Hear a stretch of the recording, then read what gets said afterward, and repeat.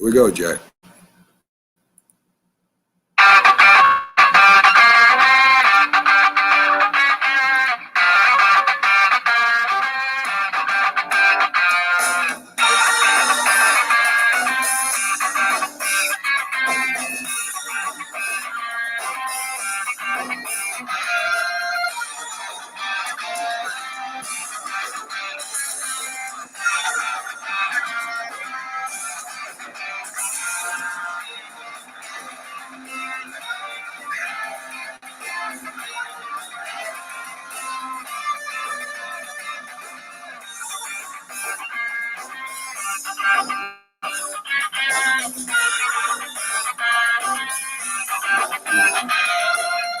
Good morning, everyone, and welcome to the Mac and Jack Sports Show, our Saturday edition, the Mac and Jack's Debate Sports Show, streaming live on Facebook, YouTube, Twitch, on Mac Sports, and the Northeast Streaming Sports Facebook pages. Please like, follow, and share our Facebook pages. Subscribe to the Northeast Streaming Sports YouTube channel for all the great Northeast Streaming Sports shows. We're also on Instagram and Twitter. Our website is nessp.info for information on all our shows, our guests, bios, sports information, stores, and links to those stores. I'm Mac with your co-host, Jack Hirsch, legendary boxing writer and former president of the Boxing Writers Association of America, together bringing you national sports with special focus on Northeast professional sports from New York, Boston, and Philly. Good morning, folks. Good morning, Jack, and welcome to our debate show.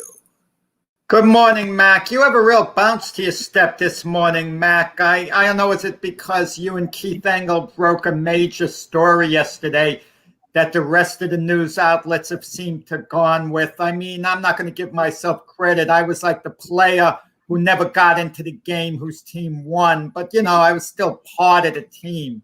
So Yes, you were. I could take pride in what took place. Of course, Jack. And you know, yesterday, I was reading an article the night before, late into the night, where it spoke of two teams from the Big 12 going to the SEC. It was corroborated by another source, and what this did, Jack, and me and Keith talked about. He follows the NCAA very closely, and what this did was create a super division or conference that has never been seen before in college football, right? So they got the big powerhouses over there in the SEC. You got, of course, Alabama, Arkansas, LSU, and they have two different divisions in that conference itself. So with these two teams going over there, we're talking about a super conference that's never been seen before in college football.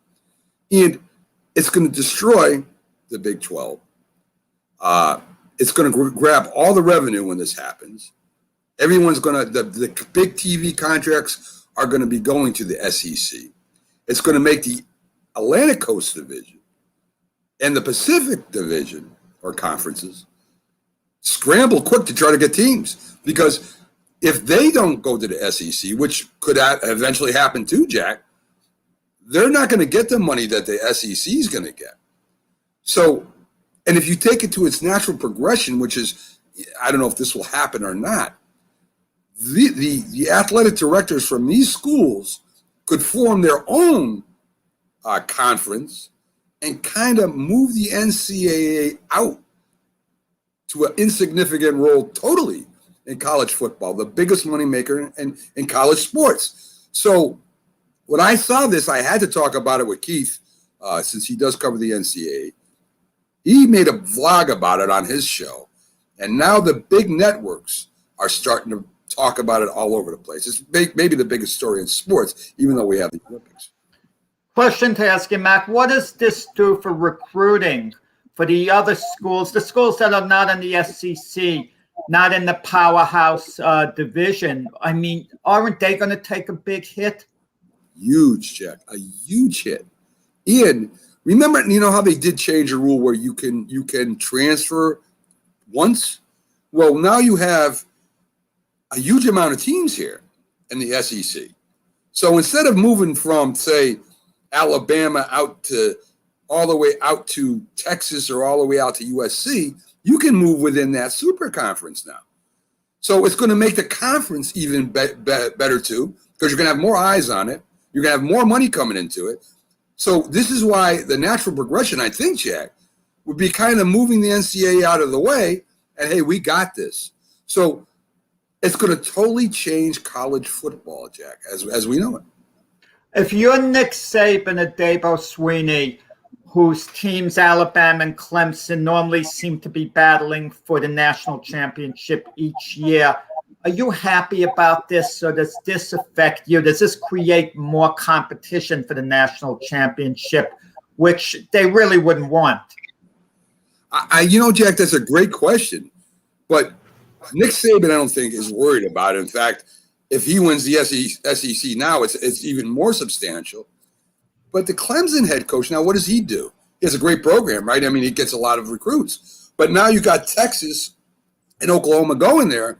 Are they going to take some of his recruits? Does Clemson join the SEC? Does USC join the SEC? I mean, they don't have to even be from the same region anymore. So do all the big schools end up in the SEC, Jack? Well, as a national, this I kind of wonder about. It comes down at the end of the year to the national championship game. Is that going to be affected in any way? I mean, how is that now going to be set up? Because if all the powerhouses in the SEC, I mean, how many teams are allowed to come out of there for the playoffs? Another great point, Jack. I mean, are they going to change the rules as far as the playoffs go within the SEC and say, forget what the NCAA says? This is why I say that this could possibly push the NCAA almost out of the picture, because now that they're the most powerful conference and now that they are huge now, what team wouldn't want to join it that wants to recruit and wants to be involved in the most competitive division? And what would the NCAA have to do with it at all? They could set up their own playoff system. They could have their own champion of the SEC while the NCAA tries to have their own champion. I mean, this is really going to be confusing. It's going to be really, really interesting to see if the SEC getting these, getting Oklahoma, getting Texas, do they really start flexing their muscles now in college football? Okay, let's say this works. It's a big success and the NCAA gets frozen out. What's stopping the basketball teams from doing the same? The powerhouse teams all get in one division. And you mentioned football being the biggest money maker, and I'm not disputing that. I don't know what the answer is, but I'd imagine March Madness creates an incredible amount of revenue as well. Right. How would this affect March Madness if basketball followed? And that's part of American culture, March Madness. Now, no one wants to see that compromised. I mean, who knows, Jack, what's going to happen after this? What happens if basketball does decide to do this with their teams? Because right now, if you look at it, Jack, and this is seriously in reality, you have the Alabamas of the world. You can throw Clemson, Ohio State, who could also, who knows if they want to join, or Michigan. You have teams like Ohio State, Clemson, and Alabama that in the championship, if they're playing somebody else in the playoffs, they normally blow them out. I mean, even the highest teams, the Notre Dames, the North Carolinas, whoever gets into that playoff system right now, the top teams, and we're saying SEC dominant, are going to blow you out 35-0, 45-7, whatever. Joe Cousin from Boston. Sam Adams, new wiki. What is that? Light? Easy. Perfect for a day like today. I have no idea, Jack. I guess that's something that I have in the background. And let me get rid of that. There you go. So anyway, very interesting. As long as it's not from me, Mac. I was looking at you like, Jack, what are you playing over there? Something about Boston. I think they want into the SEC. I mean, everyone wants in now. Why not? I mean, see, so you're great follow-up question with the basketball. What happens there? Are they going to take the best as Gonzaga and other powerhouses going to kind of go into their own divisions? I mean, it has changed. the Big East is no longer the Big East. The Big East is in the ACC. It's other places. See, colleges have to sell their contract. In other words, they have to buy out their contracts with the conference they're in, and then they have to give money to the new conference that they want to go in. It's like an entry fee, Jack, right? So if UConn decided they wanted to go to ACC, just say, right, they went out of Big East, they would have to. They have a contract with the Big East right now, the conference itself. They would have to pay off their contract if it's not up, and then they would have to pay an entry fee to the ACC to get into that conference. So it's, I don't know, Jack. It's crazy. I don't know. You know, what role does the NCAA play now as far as sanctioning an event? I mean, doesn't someone have to oversee it, be a de facto commissioner in some way? Or, you know, with this change, what's going to happen? I mean, does the NCAA play any role still in it? See, that's the point, Jack, that I'm saying. Why were they worried about somebody getting some clothes or a suit or going to the dentist's office when you have conferences, teams leaving conferences and going to other conferences? Why wasn't the NCAA back then saying, wait a minute, what you're doing here, you're hurting the sport. You're upsetting rivalries. You're taking the sport and changing it. Well, now it's out of the bag. Now the SEC in college football said, hell with you, NCAA. We're going to be the strongest, and now you're in trouble. So it's going to be very interesting, Jack. This is not just the beginning. I mean, this is not the end. This is just the beginning of all the things that could happen now. And I want to know, is anything going to change retroactively when the NCAA would take away victories from a school because they said there was a violation, the type of violation that would be common and be allowed to go on today? Reggie Bush's Heisman Trophy, should it be returned what? Because his parents talked to some agents and he maybe took a couple of gifts. I mean, should USC's victories be restored? Should Reggie Bush get the Heisman Trophy back? I mean, there's a lot of unfairness about this. There is, and right now, if the NCAA isn't careful, and I don't know what they could do about it, but you could have a conference, a super conference, challenge the NCAA and say, guess what? We're going to go by our own rules. And I don't know what the NCAA could do besides file legal action. And they've already been in trouble in the courts saying, hey, we'll break up the monopoly that you have if you don't do such and such. So the NCAA gave in.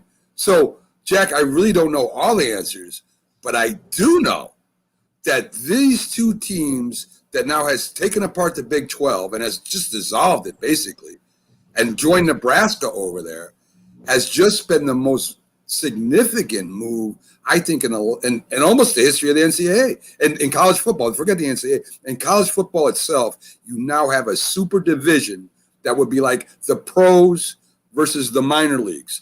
And Clemson, USC, maybe Oregon, I mean, who knows what they're going to do next? Do they go to SEC? It might become a little like boxing, a few champions. The SEC, the one that everyone acknowledges, an NCAA national champion, and on and on. And yeah, but listen, I love the idea of all the super teams getting together. The only thing that bothers me is how it affects the other schools recruiting-wise.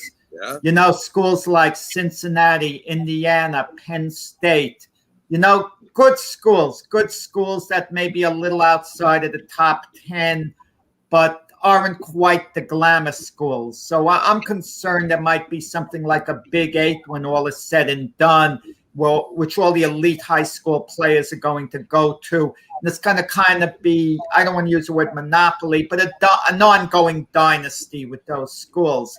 I don't know whether that would truly be good for college football or not. I don't think it will be. It won't be good for college football, but it will be good for the SEC. And Carlos, the SEC may end up being its own league very soon. Never mind a division or conference. So, yeah, Jack, we kind of broke it here first, man. So, kind of happy with that. So let's get on to some other stuff. let's take a look at the locals in baseball last night, Jack. The Phillies beat the Braves 5-1. Second baseman Jan Segura goes 1 for 4 with 2 RBIs. Zach Wheeler goes 7 innings, 7 hits, 1 run, and 8 strikeouts. So Zach Wheeler continues to pitch very well for the Phillies, and the Braves continue to have problems. I don't think the Braves are going to do anything this year, Jeff. The Braves just haven't been able to get going. It's amazing. I mean, they just haven't been able to quite get started. Now, Zach Wheeler, it's his second year with the Phillies. The Mets had a big decision to make whether to let him go free agent or sign him to a long-term deal. They hemmed, they hawed because they weren't sure, and the price kept going up and up and up. And by the time he became a free agent, the price went too high for the Mets' liking. It was $23 million a year for 5 years the Phillies gave him. And it seemed a little high what the Phillies paid out. But Zach Wheeler's finally hit his stride with the Phillies, his full potential. And you can't really blame the Mets because he wasn't quite this good with the Mets over a long period of time for them to make that type of commitment to him. But he was one of those iffy type signings. Should we not? Before they decided not to. Oh, Bryce Harper stole home yesterday. So how do you like that? Yeah. Bryce Harper stole home for the Phillies, the rare steal of home plate. So kudos to Bryce Harper. I didn't see a replay of how he did it. They're different type of steals. You can get a guy on a long windup, but you have to take a big lead off the base. And your timing has to be perfect when you dart towards home. You're going to have to pitch a napping, turning his back on you, and all of a sudden you could break towards home.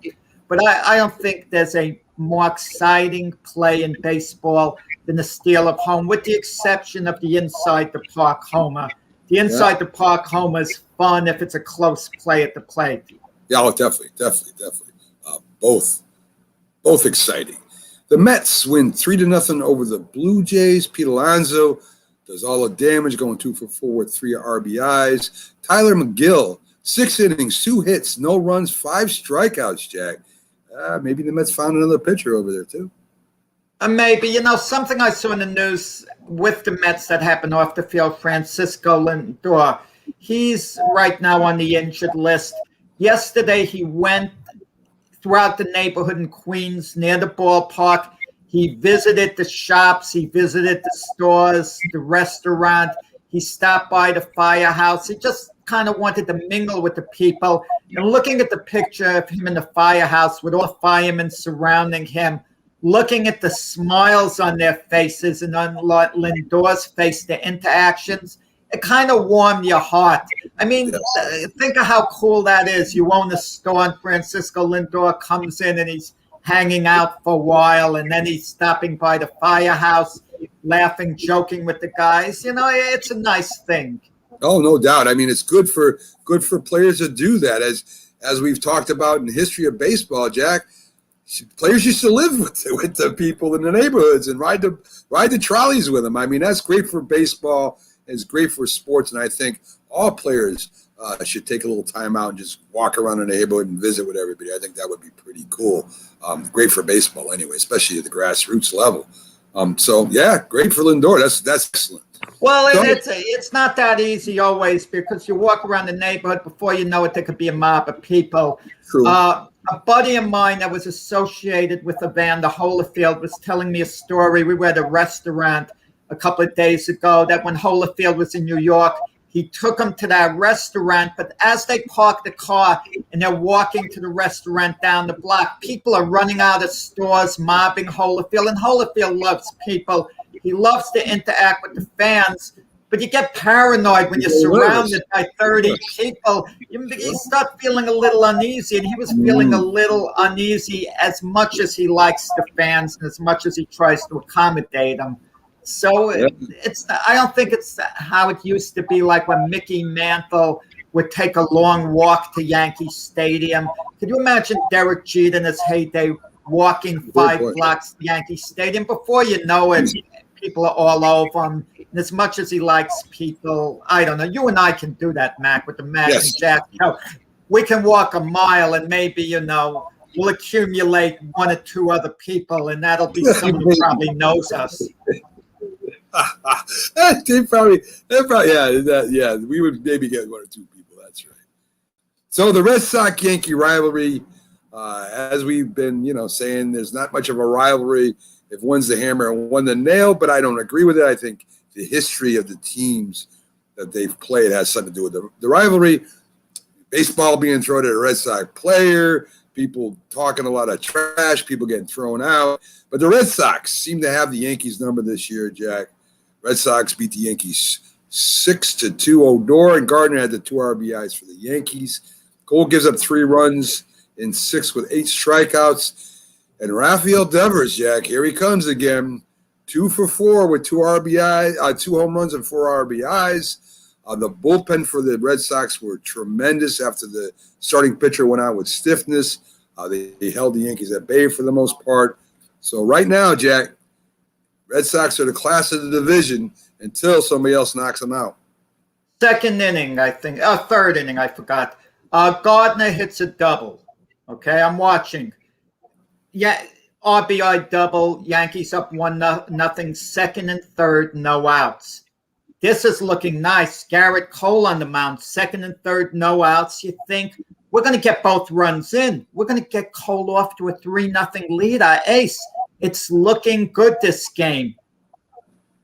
Yankees fail to cash in. They don't score. They get 1 hit batter. The other 3 guys strike out. It's still 1-0. That's when I started getting a bad feeling of it. When Cole was taken out of the game, he had given up a home run. In between innings, he was pretty upset. You could see he was angry.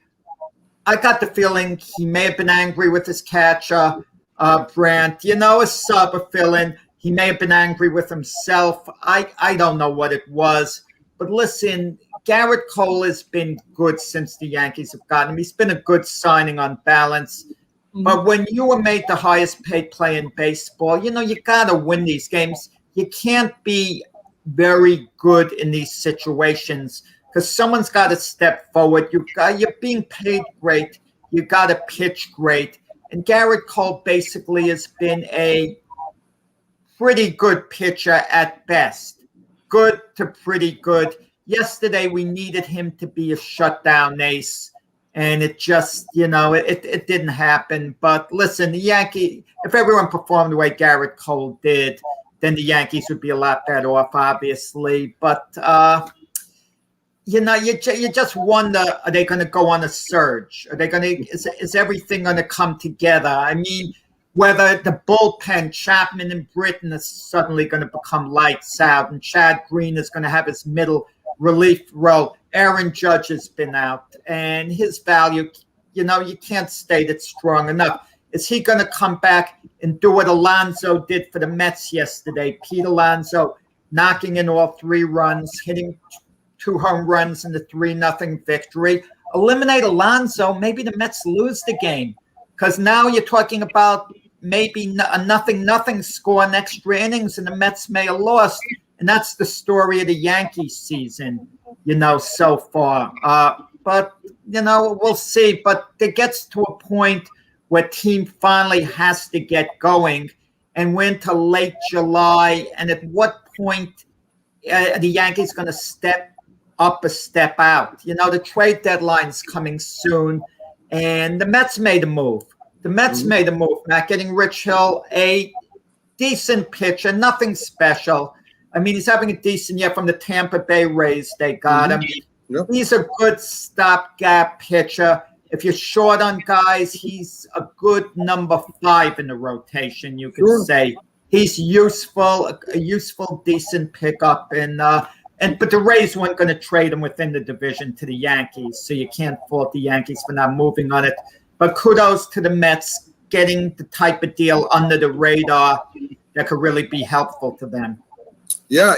I mean, look, Jack, there's I don't know what the Yankees are going to do. I've heard a lot of different. I listen to a lot of radio and I read a lot of articles.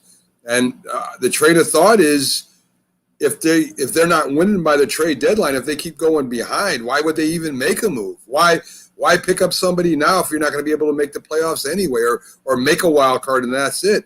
The Yankees got. Well, we've talked about the Yankees ad nauseum, the problems and what they could do and might do. Listen, Jack. I just think this is just not their year. I don't care right now if they go out and get Scherzer. I don't think they could do it even if they had Scherzer right now. Honestly, Jack, I really don't. I really don't. I'm going to tell you, if Scherzer, I believe, is represented by Scott Boras, if I'm not mistaken, and Scott Boras has a great relationship with the Washington Nationals. Fantastic, okay? And I wouldn't be surprised if Scherzer got traded, but Scott Boras knew and Scherzer knew that in the offseason when he's a free agent, he's going back to the Nationals, and the Nationals get some very nice chips in the meantime to improve their team. Sure. So I wouldn't be shocked if something like that happens. So as great a pitcher as Scherzer is, it's kind of buyer beware. You have to be ready to sign him. Maybe a team like the LA Dodgers might think to themselves, we're going to take that chance and we're going to outbid the Nationals. We're going to blow the Nationals away with an off in the off season, and we're going to trust that he's going to take our money, come back to us, because we're a much better situation than the Washington Nationals are as far as winning, the city a player might want to play in, and the money.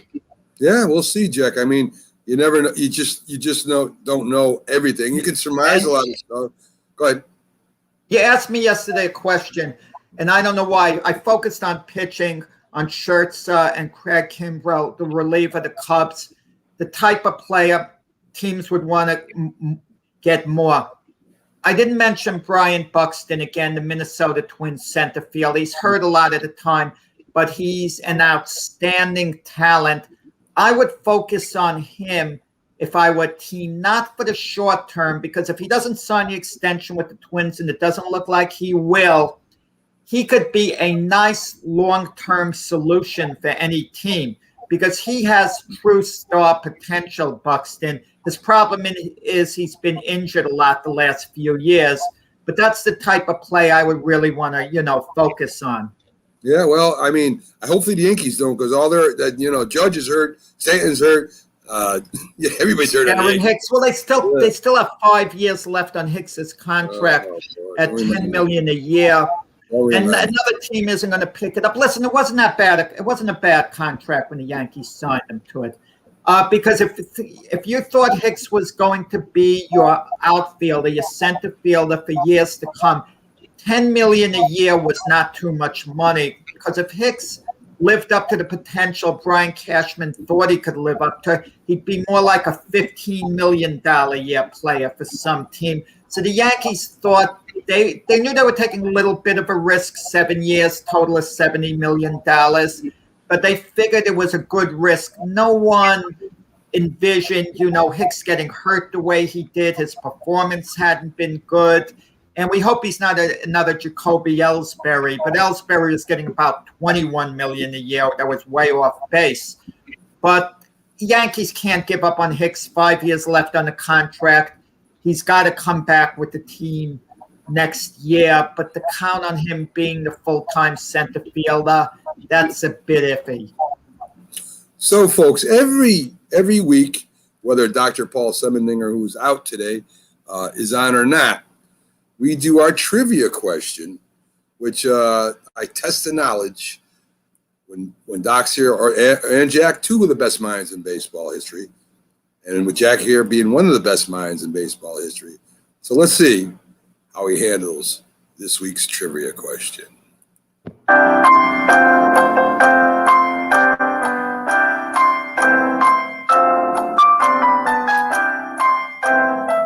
So, Jack, I'm going to keep it local for you. So I'm not going to be asking you questions about, the team out of anywhere from the West or up north or something. I'm going to keep it local for you and try to make it easy as I can for you. So, trivia question, Jack. Who is the only third baseman in Red Sox history to have 100-plus home runs? Hello, Jack. Undo your. There you go. I'm going to think off the top of my head, Butch Hobson. Off the That would've top been of mine. my head. What? That would have been my answer, and I would have been wrong too. Oh, but Jack. it wasn't Butch Hobson? No. Oh, wait a second now. Not Joe Foy. Are you telling me who it is or who it isn't, Jack? Oh, yeah. I would have thought Butch Hobson Yeah, I right did there. too. That's why I came out with the answer. Now Joe Cronin was a shortstop, from what I thought. You got to tell me. I got it wrong. I said Butch Hobson, and it wasn't Butch Yes. Hobson. I'm a little surprised. Go ahead. Yeah, I am too. That was my first guess. So the only third baseman in Red Sox history with 100+ home runs is Frank Malzone, Jack. Oh, you got me on that. Yeah, you got me on that. I'm a little surprised. Okay. Me too, Jack. Little I really surprised that Butch Hobson didn't get 100 home runs his whole career. not with His the Red whole Sox. career. Wow. Not with the Red Sox. I don't know about his whole career, but he's not with the Red Sox. He didn't. So it's in Red Sox history. So he might Well, have. had to be with the Red Sox. Yeah. Right. So the answer to You that. know what makes me think of legacy, Mac? You know, some guys like their numbers, like you think Pete Rose, for example. He played a number of years with the Phillies. Will there ever be a Cincinnati Red who gets more hits in that uniform than Pete Rose? You never know. I mean, I'm not sure how many exactly he got with the Phillies, but when he broke the record was with them. And Andy Pettitte, I kind of wish Andy Pettitte never became a Houston Astro. He went there for 3 years as a free agent before coming back to the Yankees, because had he stayed a Yankee, he would have broken Whitey Ford's record for most wins in Yankee history, which is 236. And it would have increased Andy Pettitte's chances of making it into the Hall of Fame. As it is now, Andy Pettitte probably is never going to go into the Hall of Fame. But had he broken Ford's record, that may have been the difference. You never know, Jack. I mean, we've discussed some of the players that are in the Hall of Fame and why, and some of the players that are in the Hall of Fame and why not. But folks, this is why you tune in every Saturday to the Mac and Jack's debate show. So Anything you can do, I can do better. I can do anything better than you. No, you can't. Yes, I can. No, you can't. Yes, I can. No, you can't. Yes, I can. Yes, I can. Anything you can be, I can be greater. Sooner or later, I'm greater than you. No, you're not. Yes, I am. No, you're not. Yes, I No, am. you're not. Yes, I am. Yes, I So, am. Jack, now we're going to start off the debate, and this is going to be more philosophical than independent players or situations. But there always seems to be a debate when you draft NFL, maybe even the NBA, baseball. Baseball and hockey are different because, of course, they go through the minor league system, and it's very hard for them, unless you're a sensation. I mean, you've got to be incredible to go right to the pros. In fact, I don't know if I've ever seen anybody go directly to the pros from college. Maybe there has been. I don't recall one. But when you draft in football or basketball, normally your top drafts are playing some of the first year, whether it's they come in at half or they start or whatever, but they normally play pretty instantaneously. So, Jack, this is the biggest debate I've ever heard about it. Is it best to draft by team needs or just draft the best player? Well, I'm going to tell you, Mac, it depends on the sport, but for the most part, I'm always going with the best player. I've seen teams get burned drafting by need. The most glaring example would be when the Portland Trail Blazers needed a big man, so they draft Sam Bowie ahead of Michael Jordan. I mean, come on. And I'm not second-guessing that because at the time, I thought, what are you doing? I mean, what a blunder. That's what I thought at the time. But I did support the Rockets drafting Hakeem Olajuwon first. And that was the right move. And it turned out to be the right move, regardless of Jordan. But in rare cases, you go according to need completely. If it's football, and let's say somehow the Kansas City Chiefs were owed the number one draft choice from a couple of years ago, based on how a team did, and the team did awful, and the Chiefs had the number 1 pick. And sitting there for them was Trevor Lawrence. But they got Patrick Mahomes. So, of course, they're not going to draft the best player there. If he was the best player, they're going to want to draft according to need or trade that pick, one or the other. But you made a good point. Outside of football and basketball, your number 1 draft picks your draft picks in general don't contribute immediately. Draft picks just in baseball, they go to the minor leagues. Minimum, they're there a couple of years. Usually they're there like about, a good 3-4 years, sometimes 5 years before they're brought up to the big club. Hockey, they come up a little sooner, but they're not counted on to make any major contribution with the team. I just feel you have to get the best player. There's the injury factor involved, so you can't be too picky on the need. Listen, you might say, well, we're stacked at this position. Take the New York Giants tight end position. They have Evan Ingram and Kyle Rudolph. But if Elijah Pitts, Kyle Pitts, the great tight end that was drafted number 4. Elijah Pitts is a former running back with the Packers, a great one. But Kyle Pitts, the great tight end drafted by the Atlanta Falcons, number 4, who some people feel is the best player in the draft. If he fell to the Giants, for example, the Giants can't think, well, we don't need a tight end. We have Ingram and Rudolph. So why would we want to draft Pitts? Let's go according to need and look at the board that way. I jump on getting Pitts, and I worry about the rest because with injuries, it's going to really work itself out. And it's a nice debate.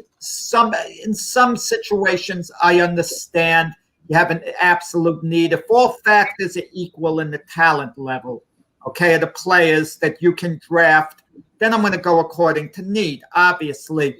But if one player is obviously better than the other one, I'm not going to bypass him according to need. And one last example, the New York Jets, they had 1 year where they had 4 number 1 draft choices, They took 2 tackles, Sean Abraham and Elliott, their tackles. And then in the 18th overall pick in the draft, their 3rd selection, they saw Chad Pennington there, but they had Vinny Testaverde as their quarterback. They didn't need a quarterback. They didn't need one, but they determined the talent level of Chad Pennington was greater than anyone else on the draft board. So they couldn't bypass him. So they took Chad Pennington, even though they didn't need a quarterback. And eventually Testaverde gets injured, and Chad Pennington was their starter for years. So I feel you go according to the best talent available. So in most circumstances, you're saying that would be the best way to go. And I go just the opposite, Jack. I think that your needs, you want to get the most talented player at your position need. So maybe I'm splitting hairs with you here, but as you spoke of, if you have a quarterback like Mahomes, you're not going to go get Trevor Lawrence. But suppose you had a quarterback like Burrows. I mean, Burrows is good, maybe, but maybe he's injury prone. Suppose you had a young quarterback like Herbert, and then you got Trevor Lawrence that you could have. I mean, is Trevor Lawrence more talented than Burrows? Tua? See, to me, it's a basic thing of what you need. Saquon Barkley, for example, I'm going to throw the opposite at you. He was the best player available, the most talented. The Giants picked him up. He had a great rookie year, but the Giants haven't improved until last year when he didn't really play. So that most talented player, I'm not saying that Saquon Barkley may not in a couple of years become the number 1 quarterback, running back weapon in the NFL. But right now, as they got Saquon Barkley, their record was 4-12 or 2 or 3 and something. And they improved last year without him. So, I mean, I understand for the most part what you're saying. But if you think about, for instance, the San Francisco 49ers. Let's take them for example. They picked up a whole front line in their defense with their number one picks. They didn't go after quarterback, which they needed one. They didn't go after a wide receiver. They needed one. And then 2 years ago, they went to the championship, Jack. And they beat up maybe the best quarterback in the NFL currently, Aaron Rodgers, with that defense. So they didn't go for the biggest names, the biggest talent, even though, the defensive line were big names, but they were big names in the defensive line, Jack. They weren't a quarterback for sure. So I think that depending on where you're at has a lot to do with it too, right? If you have a team, say like the New England Patriots, that were going to the Super Bowl every year, they drafted for need. They did that and they went to 9 Super Bowls with it because they already felt that they had that core of players that was there and ready to go to the Super Bowl. So they just drafted according to need, and it worked out well for the Patriots. The Dallas Cowboys, another thing. Remember, you talk about Jerry Jones wanting to go after Johnny Manziel or something. They say, hey, we need an offensive lineman, dude. So they went out and got Martin from Notre Dame because they wanted that offensive lineman. That was a need they had. So they ended up sticking with Tony Romo, going to Dak Prescott, and had one of the best lines before they got hurt in football. So in in some circumstances, Jack, you're right. But when you have a team that you think at the core is a very good team, need is the best way to go. And the New England Patriots proved that for 9 years, basically. So I don't know if best player is the answer. Maybe best player at that position need you have might be the answer. But to me, Jack, and correct me if I'm wrong, all the teams that are near the top stay at the top. All the teams at the bottom continue to stay at the bottom because maybe they're drafting best talent. Now, Mac, the example you gave with Burrow and Justin Herbert, those weren't the best examples because those are elite college quarterbacks. They came out as elite college quarterbacks. Burrow was drafted number 1 overall in the draft, and Herbert was drafted number 6 overall. So they were considered franchise quarterbacks. You don't move on from them. True, a guy like Daniel Jones was drafted number 6 overall by the Giants in the draft. But if Trevor Lawrence was available for the Giants, I'm sure they would have taken him and moved on from Daniel Jones. But when you have a quarterback that was drafted very highly in the draft, and he's proven himself on the NFL level already that he could be a star, you stick with him, obviously. You don't take a chance on any quarterback coming out. Burrow showed he had star quality before he had Herbert showed he had star quality last year. You stick with him. Something like the Miami Dolphins, who picked Tua number 5 overall, hasn't quite shown that yet. So you're not sure whether he's going to have it. In that case, you take a Trevor Lawrence if you can get him. Okay, no ifs and buts about it. But to me, you see so many cases of better players, and we're talking football here. Let's even detour to basketball. A team could have a need for a point guard, so they take a point guard that's a little bit inferior to, let's say, a power forward, and the power forward becomes a star. Oh, let me give you a specific example, okay? Greg Oden was taken ahead of Kevin Durant. Kevin Durant went number 2 overall the year he was drafted. Greg Oden, didn't turn into any type of NBA play, and Kevin Durant's winding up being an all-time great. And we knew Kevin Durant was the better player, but one guy was a center, and Kevin Durant wasn't a center. Okay? So that was a case of drafting by need, even though Kevin Durant was the best player. And he didn't go number 1 overall, and look what happened. Well, you see, basketball is a lot different from football because you got basically 5 players, right? I forgot who drafted Greg Oden. That's why I'm like, for some reason, maybe Carlos will come in and just remind me, but Kevin Durant went number 2 overall to OKC. But to me, he was the best player in the draft and should have gone, number 1 overall. But see, the difference is in football, you have specific jobs for specific positions, Jack, right? In basketball, anybody can shoot the ball. Anybody can defend anybody. I mean, it's not like in football, the offensive lineman, all he does is block, right? The defensive lineman, all he does at defensive line is try to stop the run and try to sack the quarterback. He's not throwing the ball. He's not running with the ball. Basketball positions play multiple things on the court. I mean, I don't care if you're a center, you're still good. Not really, Mac. You got to switch it. If you're the LA Lakers and you have Magic Johnson, who's a great point guard and the best player in the NBA draft, and is a point guard.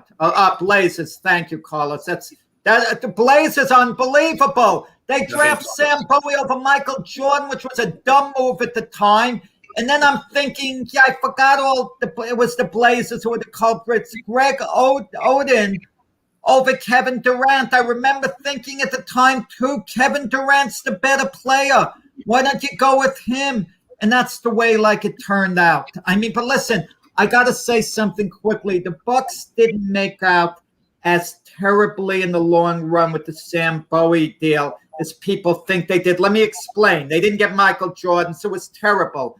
But what the Trailblazers did, they eventually flipped Sam Bowie for Buck Williams, okay? Great forward who played for the Nets for a while.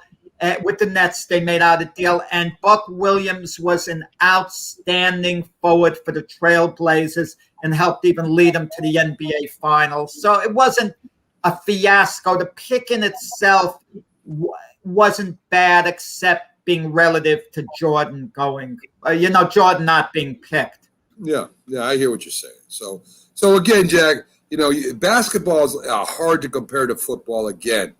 A power forward can shoot the basketball. An offensive tackle can't throw the football, Jack.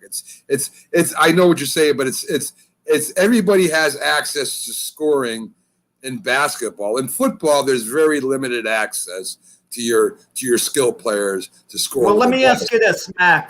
The baseball draft. The Pittsburgh Pirates went number 1 overall, and they drafted a catcher.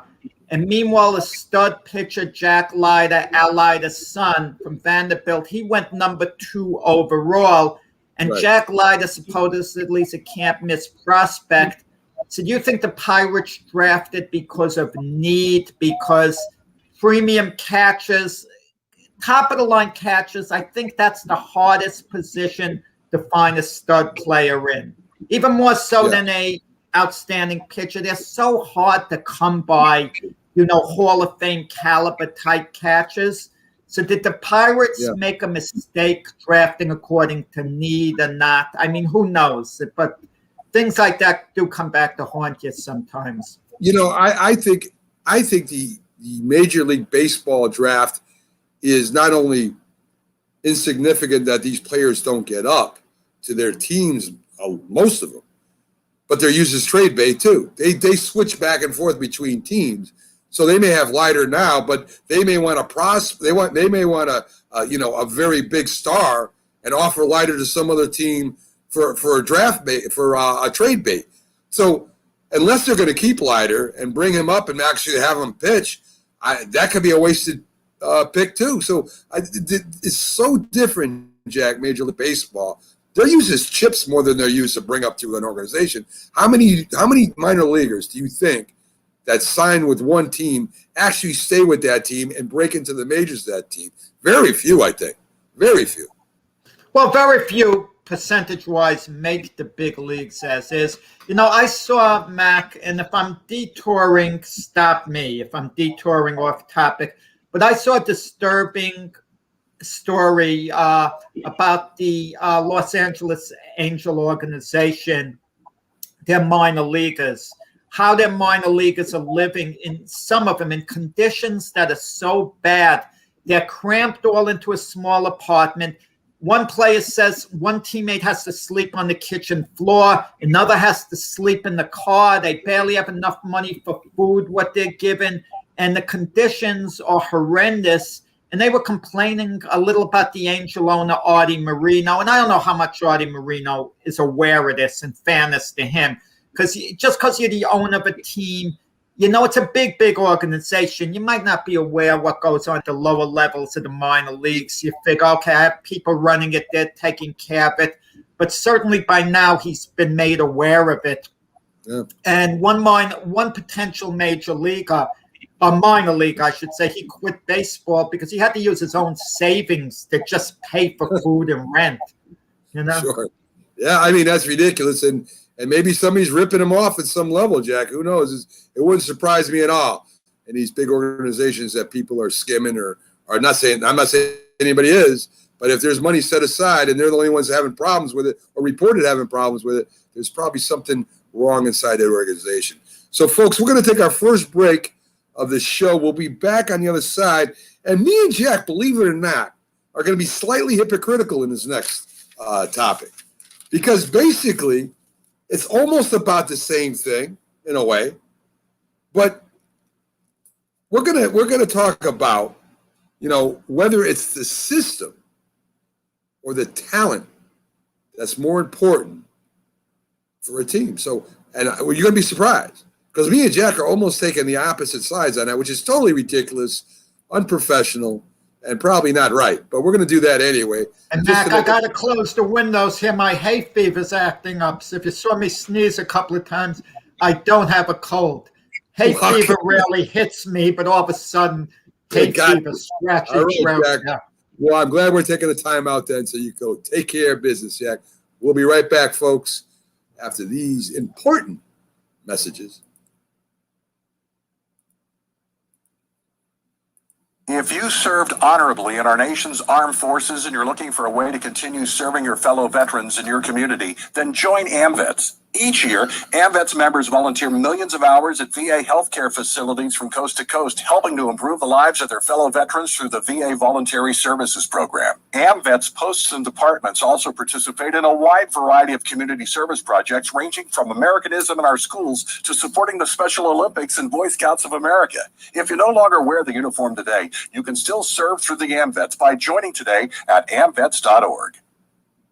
Hi, Grandma. What's for dinner? Hey, honey, I'm making stew tonight. Ooh, can Nina come over?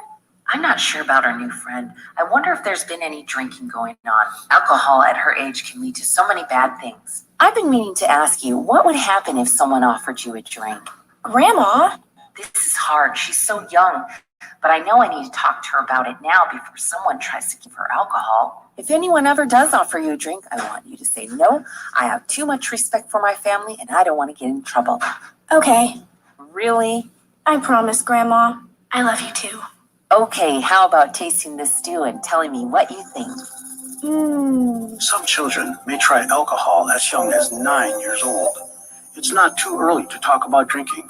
For tips on how to begin the conversation, visit underagedrinking.samhsa.gov.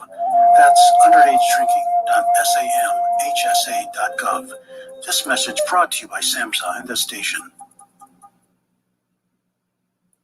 When you hear the word asthma, you probably think of shortness of breath, coughing, or inhalers. Lots of things can trigger asthma, but the fact is that asthma doesn't just attack, it can kill. But with proper medical management, asthma is controllable. If you experience shortness of breath, wheezing, tightness in your chest, or persistent nighttime coughing, you may have asthma. See your doctor and get the facts. You'll breathe easier. For more information, call 211 Infoline. A message from the Connecticut Department of Public Health, keeping Connecticut healthy.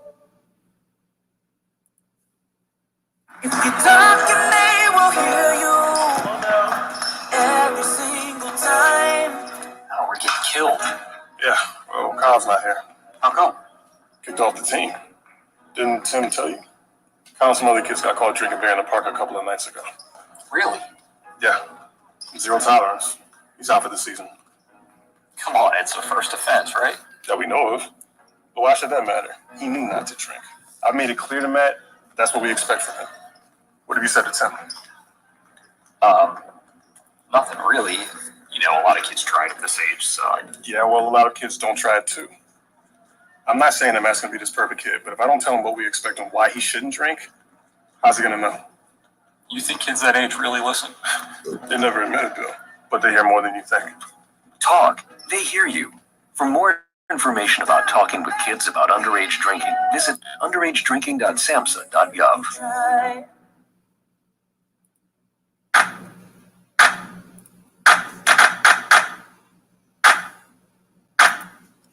Good morning. You're listening to the Mac and Jack Sports Show on Northeast Streaming Sports.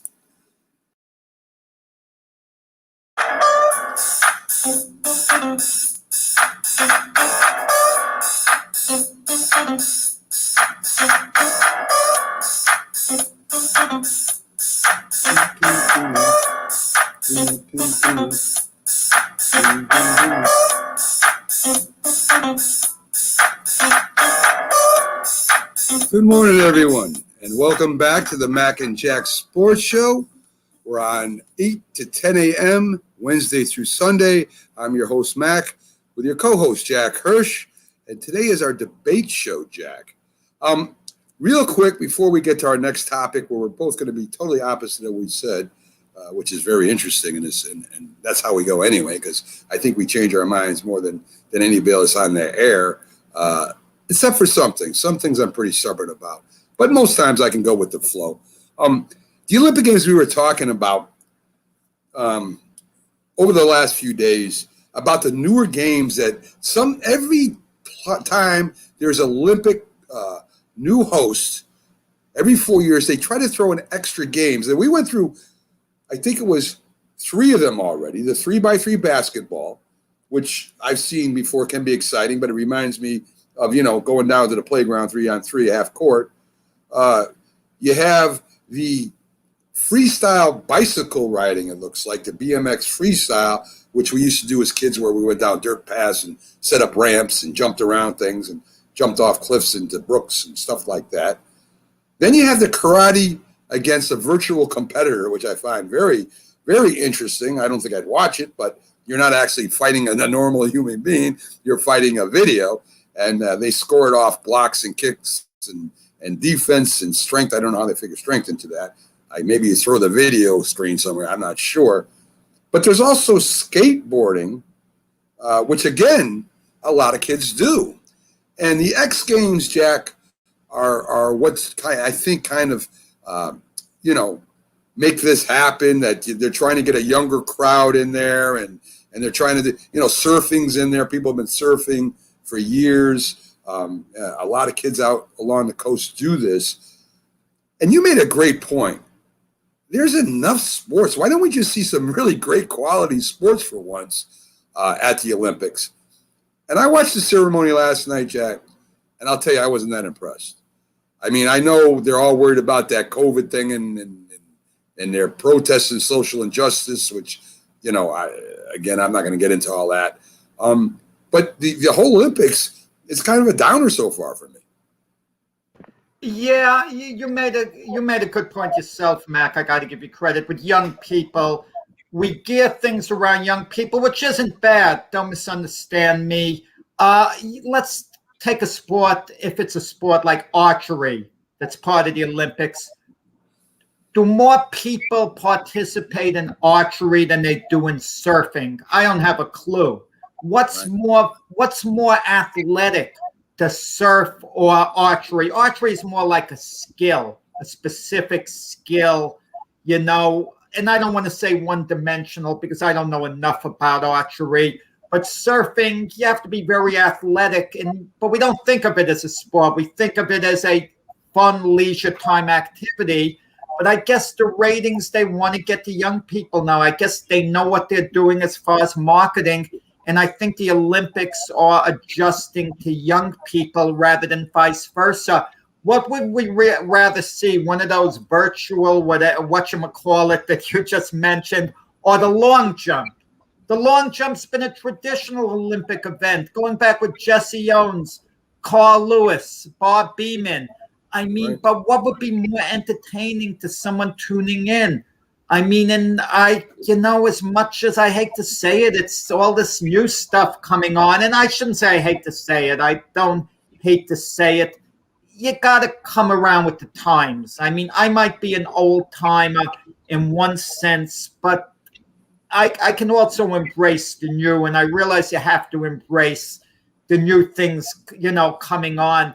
But to me, you have to justify it at least as being a sport, a true competition as a sport. And maybe we should eliminate a couple of other things. Are they really sports? Like archery is a skill. Is it a sport? Okay. And a couple of others is, as well. But listen, I think certain events in the Olympics are going to be the high-profile events that we're going to gear around. Basketball's popular, seeing the NBA stars. They're going to be high ratings for the basketball games. People are going to tune in, and you get enough NBA stars who respect the Olympics enough that wanted to come here to play. Track and field is always going to be a compelling event, the races, but you need the stars. The stars make it. I mean, who's the main swimmer this year? We don't have Michael Phelps. Who's the main sprinter? We don't have Usain Bolt. Okay? I mean, that's why I think we're being hurt. Listen, if Ohtani played in the Olympics for baseball, think of the ratings for that if he represented Japan. Ohtani should have had it put in his contract with the Angels.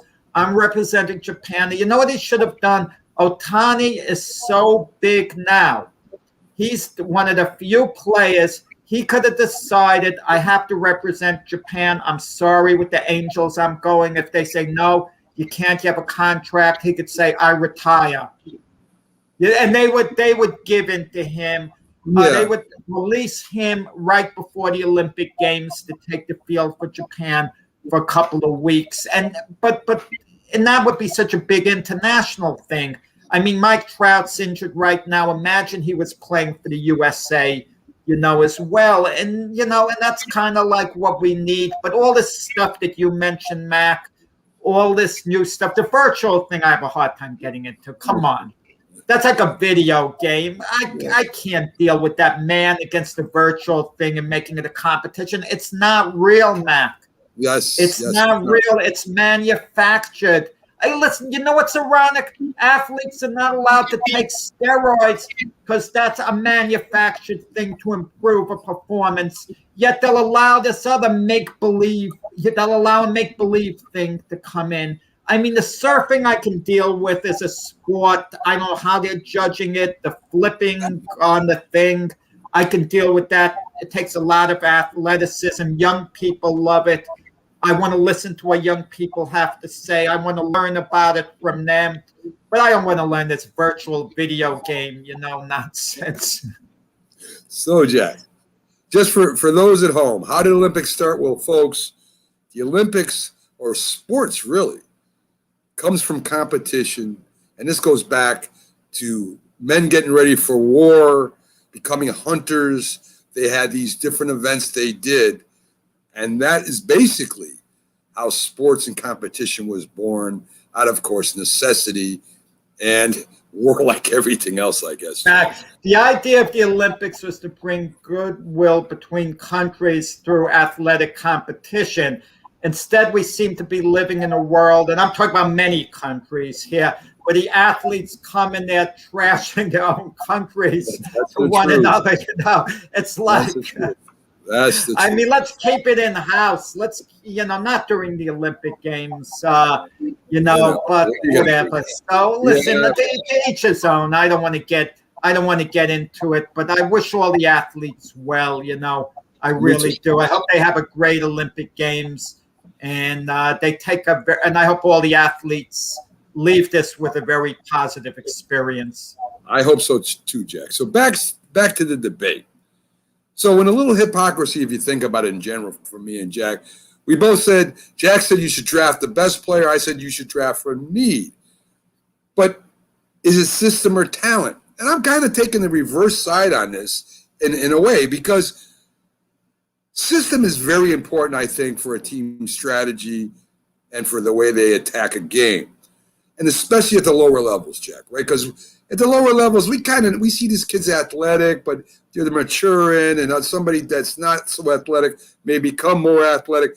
So when I coach the lower levels anyway, I had a schemer system, and I would take the players and put them in that schemer system, if not for competition, but to teach them about the game, right? This is this position, this is what this does.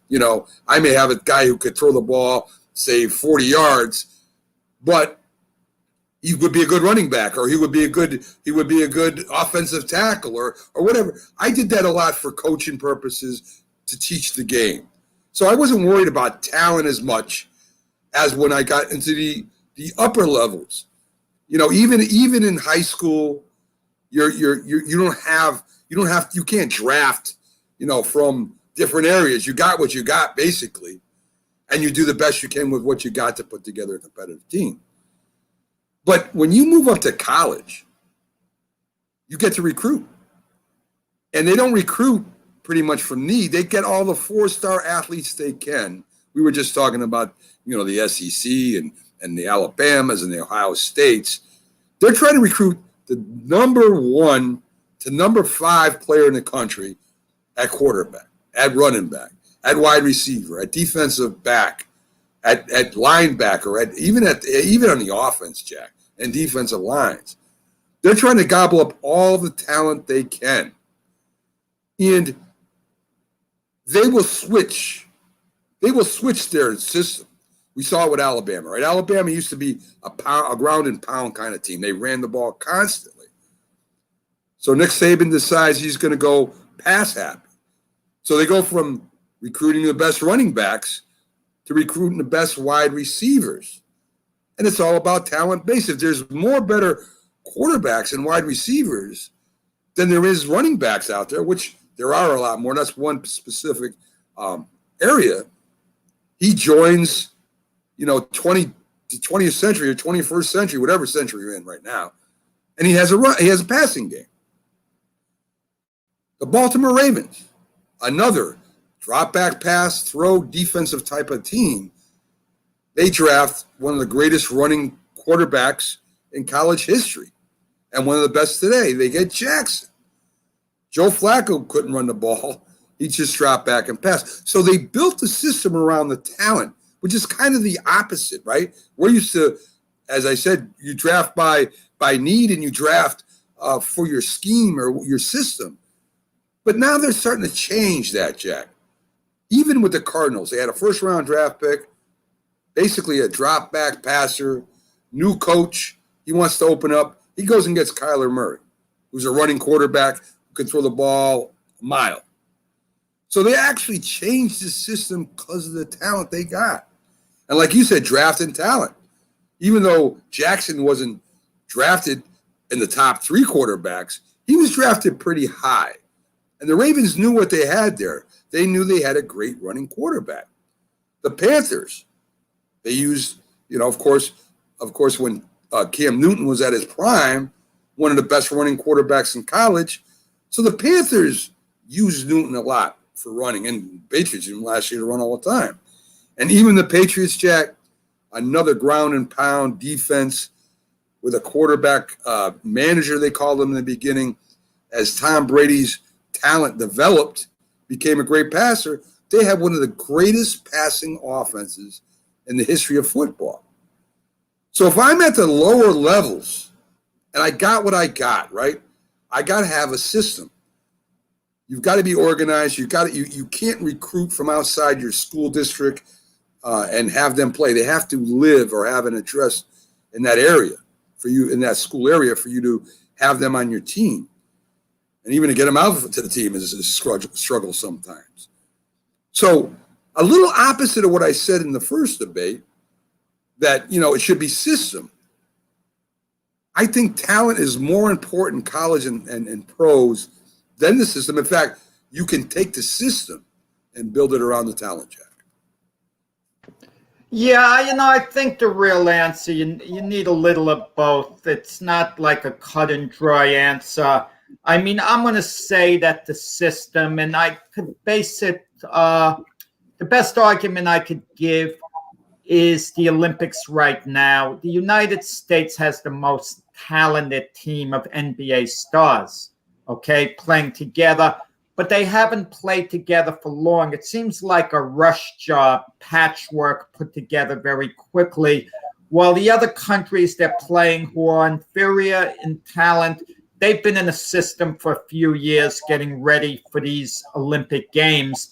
And the United States team might win the gold medal when all is said and done. But think of what we're saying, might win the talent. I mean, way back in 1992 when we had the Dream Team, the talent itself was so overwhelming, okay, in that situation that they were able to, win in the Olympics very easily.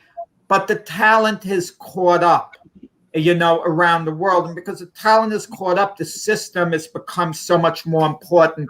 Let's talk about a system in baseball. Take a team that's been together all season long, and they go in the playoffs. And instead of the playoffs, them playing another team in the World Series, you and I put together a team of all-stars to play against them, best 4 out of 7. We just go on, pluck players off the major league roster.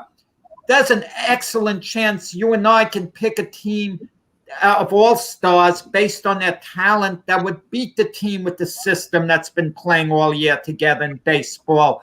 We'll get an ace pitcher, the best first baseman, second, so on. And listen, the OKC, for example, and OKC, I mentioned Durant a little while ago. Well, he played at OKC with Russell Westbrook and James Harden. All three were together. They couldn't win. Teams with better systems in the NBA just beat them. And I think a system is related to teamwork. Sometimes talent in itself can overcome everything else. That does happen, okay? That does happen.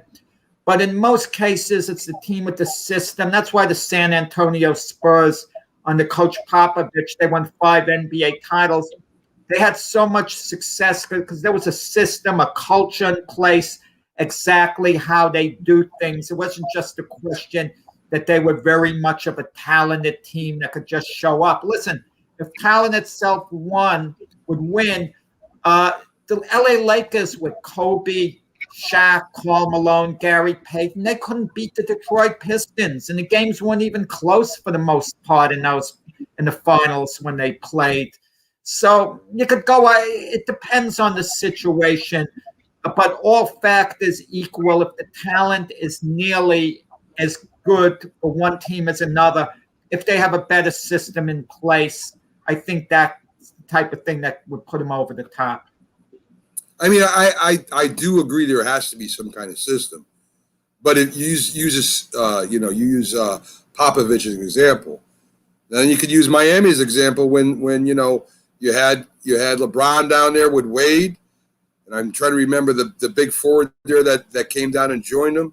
Well, thank you. They won only 2 championships in 4 years that LeBron was there.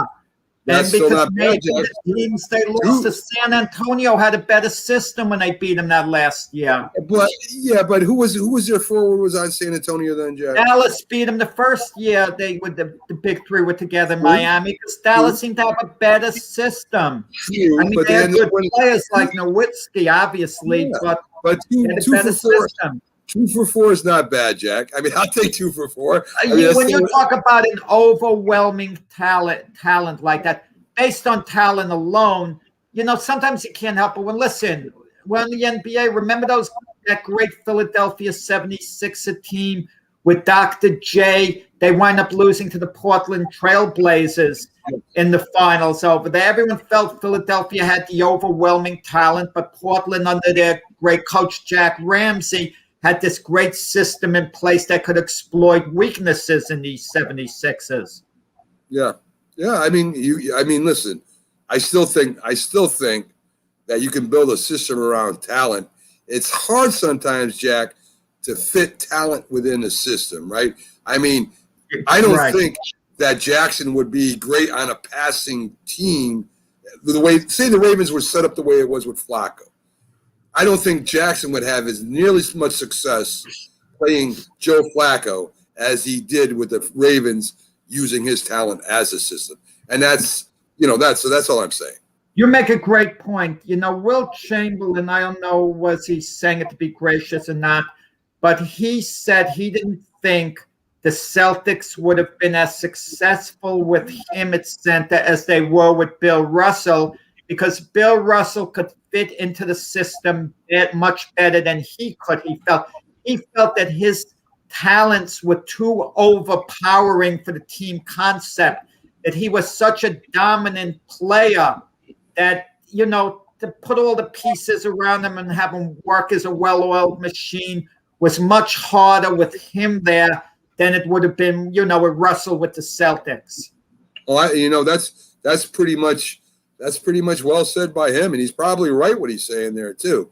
So anyway, Jack, our next debate question, which is very interesting to me, because we give awards away at the end of the year, and most things, not totally the end of the year, but at the end of the season. And I think this year's baseball season so far has been so interesting with the different teams that have surprised everybody. And if the season ended like it did last year, we would have, 3 different division leaders that will get in as the number 1 seeds. So I wanted to do this for a little fun here. If it was last year, and this was the end of the year, right now, who would your Major League Baseball Manager of the Year be in? It's COVID, Jack. Let's pretend. Oh, I thought Mac, we're not going back to last year. We're just no. the beginning of this season to this point. I'm saying the season ended. That's easy in both leagues, because you have to first look what was predicted for teams. What was predicted for teams? If a team was powerful like the Dodgers, it doesn't mean that Dave Roberts couldn't get Manager of the Year, but they expected to win. They expected to be up there. So normally you look at major surprises, and I'll tell you, right now, the Boston Red Sox have the best record in the American League. People were not you, Mac. You thought they'd be a little better than most people thought, so kudos to you. But the vast majority of people like myself didn't see them contending, not even contending, let alone having the best record in the American League. In the National League, who would have thought the Giants would have the best record in the National League, best record in baseball? I mean, the Dodgers are doing well. The Padres are doing well behind them. The Giants have been a powerhouse. Every time someone closes in on them to take over first place, like the Dodgers, the Giants hold them off, and they've been remarkable under Gabe Kapler. I mean, how can you not say Alex Cora or Gabe Kapler right now? I mean, listen, the Red Sox only 1 game ahead of the Rays. I don't know if they're going to win the division, but what they've done to this point, and Alex Cora, who was out of baseball last year, he comes back after his suspension, and he was the manager when they won a World Series. Then they fell without him, and now he's back, and they're back on top with him again. I mean, and Gabe Kapler, who had his problems in Philadelphia, but obviously the Giants felt he was a really good manager, so they hired him to replace a potential Hall of Fame manager, Bruce Bochy. Gabe, and he's done it. And you look at the talent, on some of these teams as well. And you look at the Giants, for example. I mean, how, Evan Longoria, their third baseman, he's been out. I'm doing the American and the National League. I don't have to pick one over the other, do I? No. Okay, and you look at his pitchers, on the Giants, their starting staff, Kevin Gausman, Anthony DeSclafani, Alex Woods, they're not household names. Listen, their reserve players are New York, I don't want to say rejects, but extra pieces. The Yankees and Mets got rid of Mike Tauchman and Wilbur Flores. I mean, statistically, they might not be doing great with the Giants, but they've helped. Tauchman made a couple of game-saving catches. It doesn't show up in the box score. The Giants have a 34-year-old closer, Jake McGee, there. And the Red Sox, of course, their left side of their infield, Bogarts, Devers, is excellent, but they've developed other players in other positions. And whatever Alex Cora does has had a magic touch. And Gabe Cap, with the Red Sox, Gabe Kapler's been outstanding with the Giants. And listen, there's some other candidates you can make an argument for. Listen, you can make an argument for the old warhorse, Tony La Russa. Too. I'm not sure who you're going to pick, Mac. But to me, I predicted the White Sox would get to the World Series, so that they're as dominant as they are and as weak a division as they are. I'm impressed, but not to the point of saying manager of the year for Tony La Russa. Well, Jack, let's see, baseball, like I was saying, is a very long season. But, I was thinking COVID last year was very short, and they had to make decisions on these before. So that's why I wanted to do this. So a team no one talks about, they never talked about, and they don't really talk about now, is the Milwaukee Brewers, right? I mean, the Milwaukee Brewers are in first place. They just beat your White Sox 7-1 last night. I know it's only one game, but still, they are 57-41, Jack. They used to be in the American League, as you know, before they went to the National. Do you realize they've never won a World Series? Not one.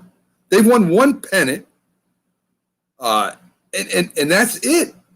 I mean, this is a team from a very small market. Their team batting average is only .224, Jack. Their ERA is pretty good. They got a pretty decent staff. It's around .340.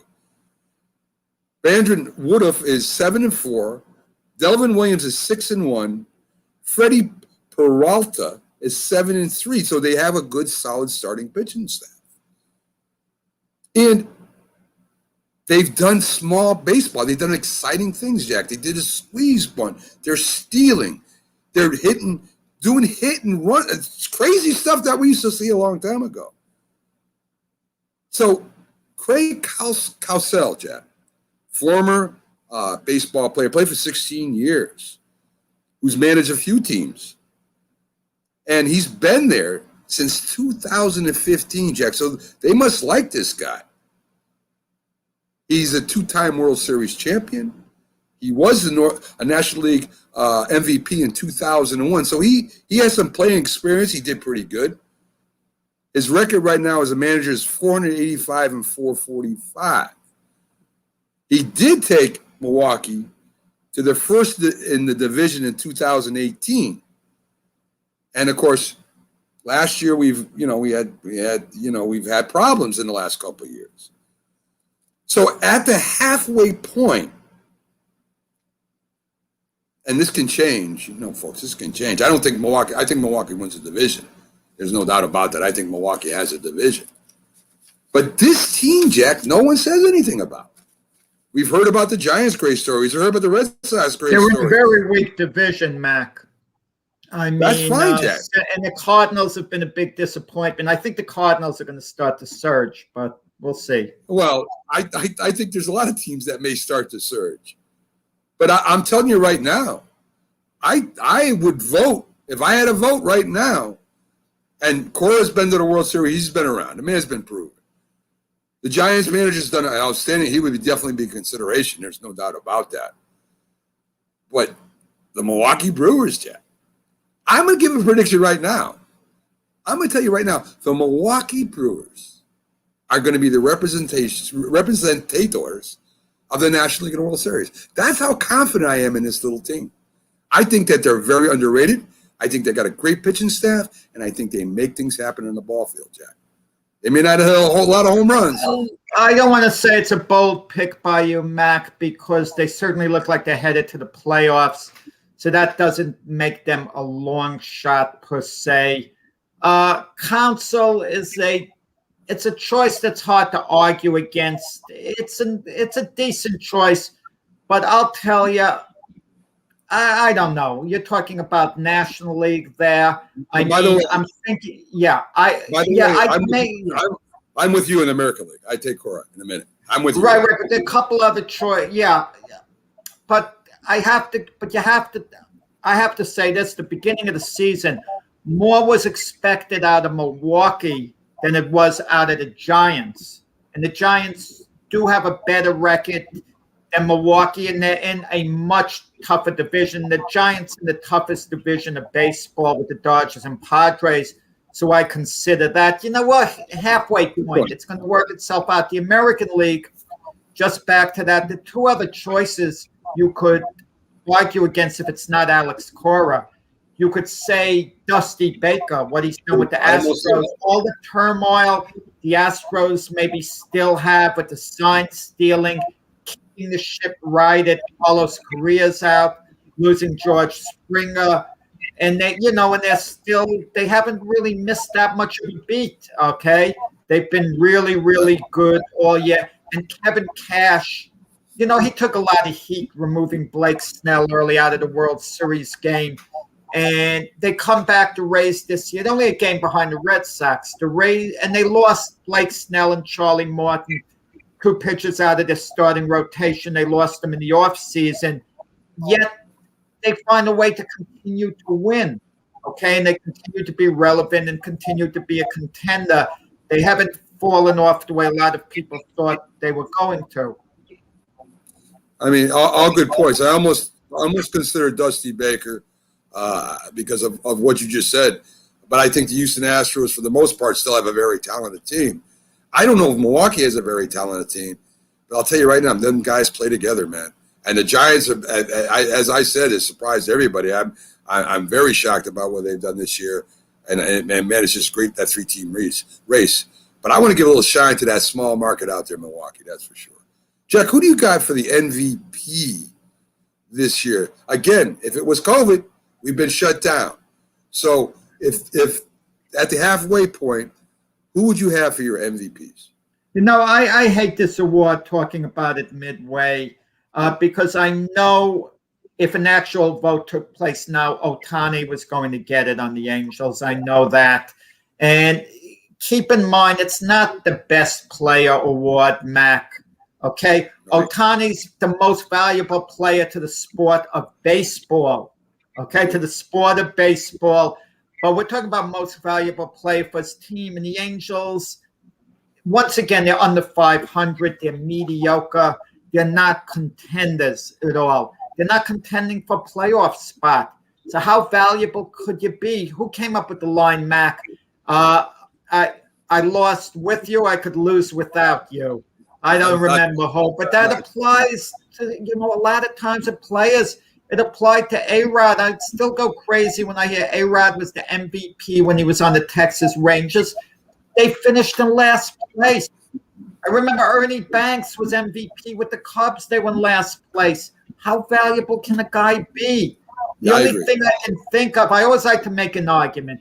If the team set attendance records because people like to come out to see that guy play, okay, you're giving me an argument. He meant a lot of revenue, but come on.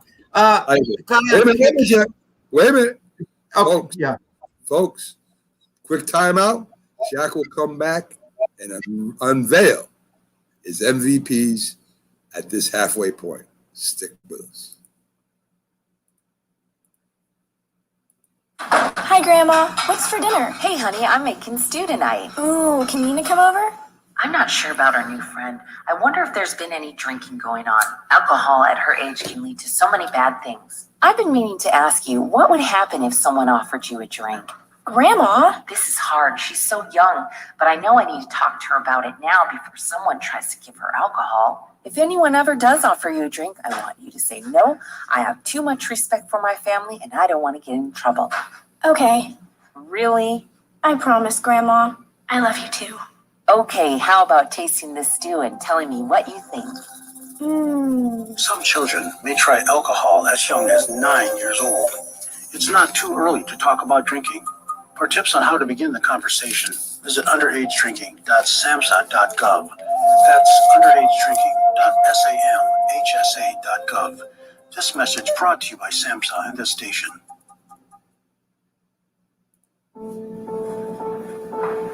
We all make choices. When it comes to alcohol, kids make choices whether to drink or not. Bye-bye. Remember, I'm going to Alex's party tonight and sleeping over. Hey, Have a seat for a second. Remind me about that party again? And adults make choices whether to talk about it. That's true of parents and every other trusted adult in a kid's life. Kids want to know our expectations when it comes to alcohol and other drugs. They want guidance and honest answers to their questions. And it makes a difference when the message is consistent and part of everyday conversations. So talk with your kids and help lead them on a positive path. Because when you talk, they hear you. For more information about talking with your kids about underage use of alcohol and other drugs, visit underagedrinking.samhsa.gov. If you talk and they will hear you every single time. Oh, we're getting killed.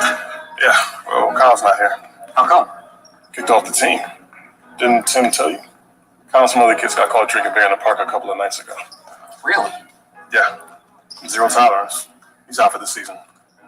Come on, it's a first offense, right? That we know of. But why should that matter? He knew not to drink. I made it clear to Matt, that's what we expect from him. What have you said to Tim? Nothing really. You know, a lot of kids try it at this age, so. Yeah, well, a lot of kids don't try it too. I'm not saying that Matt's going to be this perfect kid, but if I don't tell him what we expect and why he shouldn't drink, how's he going to know? You think kids that age really listen? They never admit it, though, but they hear more than you think. Talk. They hear you. For more information about talking with kids about underage drinking, visit underagedrinking.samhsa.gov. I mean, you can see right now, without LeBron, Lakers are struggling. Let me tell you about a team I hate, all right? I know the Dallas Cowboy fan is here, so I had to make sure he knew how much I hate this team. I'm ready. I've often said that the people who run baseball, they try very hard to ruin it. I'm from Brooklyn. I don't have a problem saying it to his face. Oh, I'm from Brooklyn. Hey, get it each.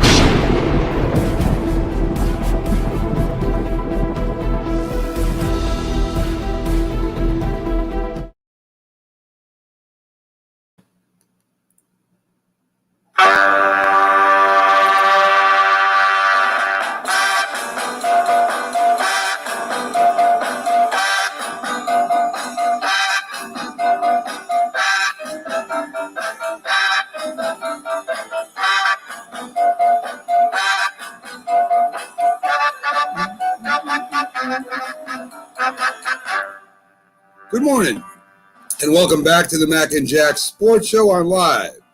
Wednesday through Sunday, 8 to 10 a.m. I'm your host, Mac, with your co-host, Jack Hirsch. And I rudely interrupted Jack so that I could keep the suspense there.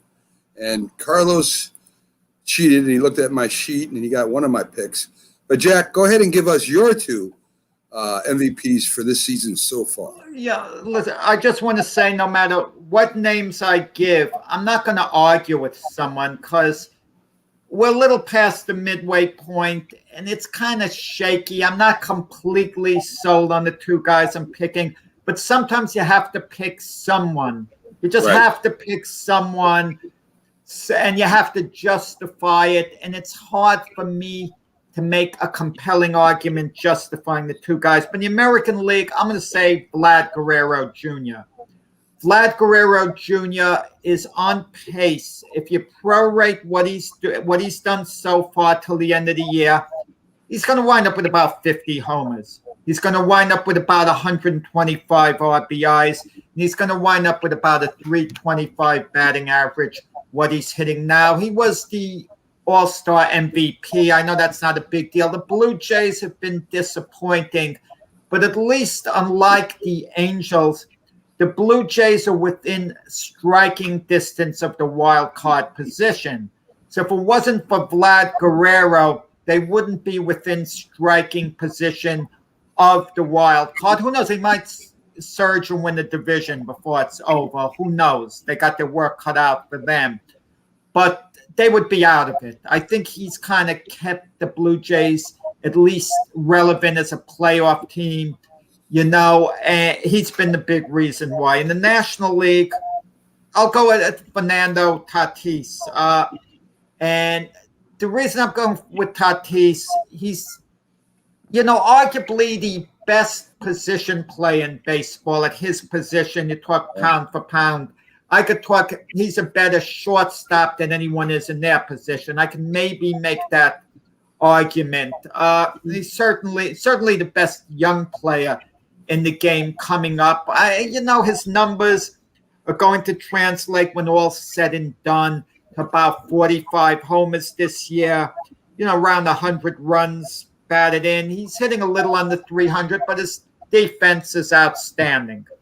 And having outstanding defensive shortstops, are invaluable. And you look around the National League, there are a few other good names, but I can't quite put one over him. Right now, if the season ended, the Padres would be in the playoffs. And without Tatis on the team, who knows where their position would be. So, very shakily, Vladimir Guerrero Jr. in the AL and Fernando Tatis in the NL. Yeah, I've agreed with a lot you said, Jack. I think Ohtani might win it anyway, no matter what happens if he continues with the season. And he might be the best player overall in baseball, but I don't know if he's the MVP. It's very shaky. The stipulations on what's MVP and what's best, because as you said, Alex Rodriguez won it, and the Texas didn't have a shot. He was probably the best player in baseball at the time, but he sure wasn't the MVP. And I agree 100% with Tatis right now. I think Tatis is invaluable to the San Diego Padres to going to the playoffs. If he wasn't there, I don't think they would be as close as they are. A very talented young kid. But in the American League, I have a different pick than you. And it has a lot to do with a position player compared to somebody who doesn't play defense, right? And that's why I have a problem with the pitchers being MVPs, because they pitch every 4 games. And even if they're as great as Jacob deGrom is, which I think he'll be in the running in the National League too, if he continues to pitch and he stays sort of healthy, he probably will be the Cy Young and will be considered for the MVP, which I don't think pitchers should be. They got the Cy Young awards for the best pitcher, and that's pretty much what they should be.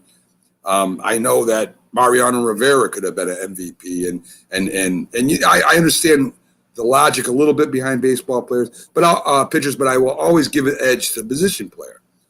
So right now is a guy that we've talked about a lot this year, Jack, and that's third baseman Rafael Devers of the Red Sox. He's right now batting .281. He has 28 home runs, 84 RBIs, Jack. So you like to prorate things. If he stays on track, he'll be over 50 home runs, 130 RBIs, and his defense is vastly improved from the years he's played. He's only 24 years old. He actually has a +3 on his defense. He's saved at least 3 runs this year with his play over at defense. You saw what he did last night. He's capable of doing that any night. He's on a team that's in first place that a lot of people didn't even think would finish in the top 3. And I think he's one of the main reasons of that. Their pitching staff's pretty good. Their bullpen is very good. Their defense is good. But the offense is driven by Devers right now. And to me, he's the most exciting hitter as a position player. His home runs, his RBIs will match, I just lost his name in my mind. Who you picked? Guerrero. Yes. Guerrero. Yes, his power and his RBI production will match Vladimir Guerrero Jr.'s stats. His batting average won't be as high. In fact, Guerrero will probably win the Triple Crown if he keeps going the way he's going. But he doesn't play defense. And defense is one's a first baseman, the other's a third baseman. Right, third baseman are generally considered more valuable defensively than first baseman. Definitely. And when he does play DH, he's awesome. He's one of the best hitters in the game. But I think he's in the discussion of MVP right now. And if it finished right now, I definitely would have him as my number 1 pick.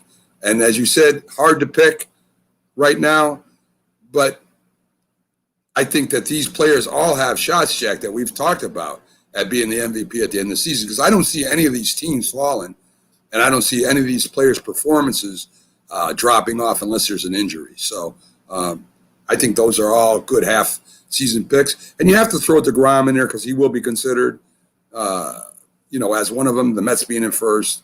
And if his injury situation improves or he doesn't get pulled, he's going to be in the running, Jack. There's no doubt about it. Well, the Cy Young Award you'd mentioned with pitchers, maybe they have to look the way they do that. Listen, they have a Rolaids Relief Award, okay, but Mariano Rivera never won the Cy Young Award. Relief pitchers have won it. And the last Yankee pitcher to win it, the only Yankee pitcher, was Sparky Lyle in 1977. And Mariano just never won, a Cy Young Award. It just didn't work out. The closest he came was second 1 year behind Bartolo Colon. So, and again, it shows us, how do you compare an elite relief pitcher to a great starting pitcher? Can you really compare Mariano Rivera with Sandy Koufax? If someone asks you point blank, who's a better pitcher, they're different pitchers. Yeah. You just can't have different roles. You just can't compare. Yeah, I agree, Jack. So it's all, and you know what ticks me off a lot about these votes as far as MVPs and Hall of Fame, a lot of it's secretive, right? A lot of it, they do it anonymously. So we don't know if there's a hidden agenda. We don't know who's picking and who's not picking and why. It's to me, I understand protecting people from the nutsos out there that may threaten them or may offer them. But how do we know they're not being offered money or different things? We don't know. Well, listen, there was a controversy that came out the last Hall of Fame balloting where Derek Jeter became one vote shy of being a unanimous pick to get in the Hall of Fame. We don't know who that, idiot was who didn't vote for him, whether he had an agenda, whatever. But think before that, think Mariano Rivera is the only one who ever got every single vote. Jeter came one vote short. Let's think of all the players who wouldn't vote for Babe Ruth. Yeah. What did he get, like 92%? Lou Gehrig, people didn't vote for him. Willie Mays, people didn't vote for him. Hank Aaron, people didn't vote for him. Let's investigate, go back in time, and let's see who didn't vote for them. That's nearly criminal. You want to know something? You don't vote for Babe Ruth to be in the Hall of Fame. That's nearly criminal. The only thing I can think of, Mac, I always love to make an argument for just about anything. And as illogical as that is, I'm going to look at the baseball bylaws, and if it says you have to exhibit great sportsmanship, blah, blah, blah, I could say, well, the Babe was a big blowhard. He acted a certain way. That wouldn't be a reason. How on earth can you not vote for Willie Mays unanimously? Right. Into the Hall of Fame. What sense does this make? I don't know, Jack. I really don't know. But it is amazing. So, folks, our last debate topic, and Jack has brought this up on previous shows. We should probably wait till the end of the playoffs, the postseason, to really vote for the MVPs, right? Or Player of the Year, Coach of the Year, whatever it is. Because the regular season, you could look great like the Utah Jazz. You could look great like some other teams. And then you get to the postseason, like the Bucks did a couple of times, and you fold. So they win the Coach of the Year, but when it gets to crunch time, their team folds. I don't think that makes for a good coach. So we know that Tim Tebow, the great running back, quarterback for Florida State, his brother Tom Tebow won it, and I think he did an outstanding job with the team he had. Thibodeau, not Tebow. Thibodeau. I want to call him Tebow. Tom Tebow. Mr. T, call him. Yeah, Mr. T from the Great Rocky movie. He was the choice of the NBA. And I think he did a great job, Jack. I think that Tom, Coach T, Mr. T, Thibodeau did an outstanding job with the team he had. But I think one coach did a little bit better, and I think he should have been recognized as the Coach of the Year. And that counts everything. That counts regular season and postseason. And that's the head coach of the Atlanta Hawks. He came as an interim coach, Jack. His nickname was Sarge because of his hard-nosed coaching style. Nate McMillan Not only did, when he was named interim coach, not only did the Hawks go on an 8-game winning streak when they had a losing record, and not only did they move in the 5th position, but they easily defeated the Knicks in the playoffs. It wasn't even close. They then went and upset the highly favored Philadelphia 76ers. I don't want to hear about Ben Simmons and Embiid was hurt. We all got our problems. But the Hawks, all of a sudden, they look like the exciting new team in the NBA. They had the same players under, I'm trying to remember the coach's name that was before him. I think it was, let me see if I got it here. Leon Lewis. I'm trying to remember his name off the top of my head, and I don't have it. But the prior coach had the same players, Jack, the one that got fired. And he couldn't do nothing with it. So McMillan, who's been a coach in the past, has brought teams to conference finals before, takes over from assistant. He is now being named the head coach and being going to be paid for it. But he goes on and beats the 76ers, who I thought was going to win the conference. I didn't think the Hawks had a chance against the 76ers. Much bigger, much stronger. You had Embiid. You had Simmons. I mean, this team was loaded. But the Hawks beat them. They beat them in 7. Then they play the champions, and they go up 0-2 on the champions, the Milwaukee Bucks. Bucks come back, win it in 6. But he took them from the 5th seed, Jack, all the way into the Eastern Conference Finals.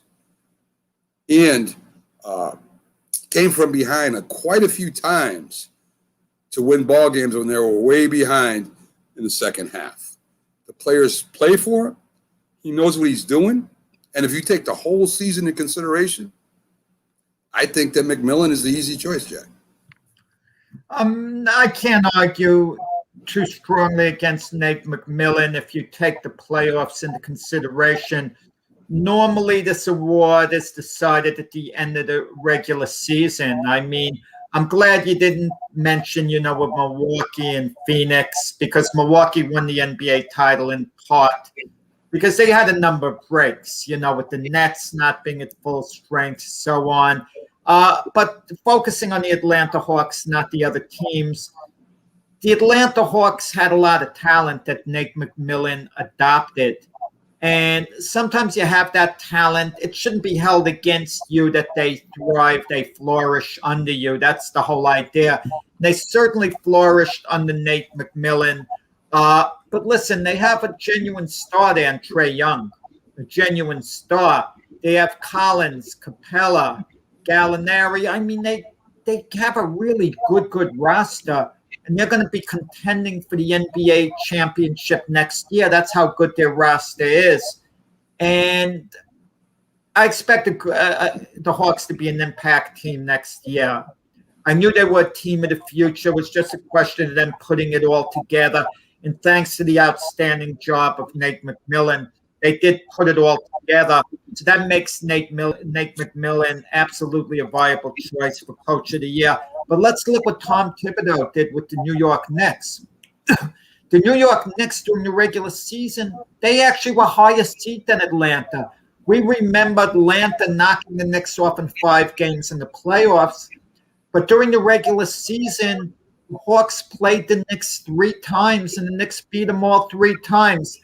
And no other coach, I feel, could have gotten the Knicks to a 4th seed the way Tom Thibodeau did, and no one would have done better. He was 41-31, and I just mentioned some of the players on the Hawks. Look at the talent on the Knicks.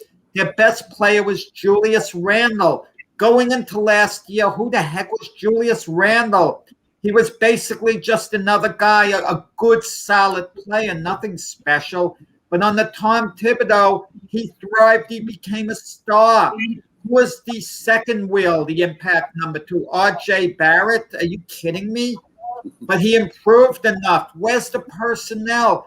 Old Derrick Rose they dug out, they got during the year to play point guard.